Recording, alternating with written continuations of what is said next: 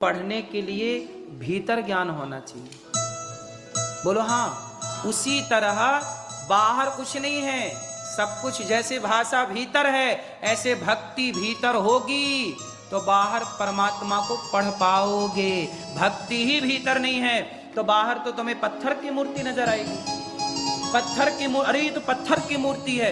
पत्थर इसलिए दिख रहा है, अखबार तो दिख रहा है पर लिखा क्या है हमको पढ़ना नहीं आता, क्योंकि अखबार चाइना की भाषा का है।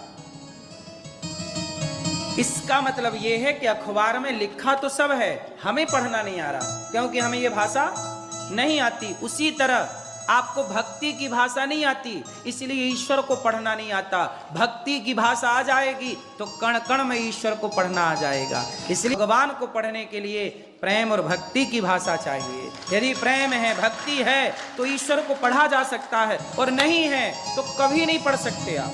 प्रहलाद ने पढ़ लिया किस खंबे पे ईश्वर है, बोलो हाँ। और प्रहलाद के कहने से खंबा फाड़ के नरसिंह भगवान पढ़ लिया।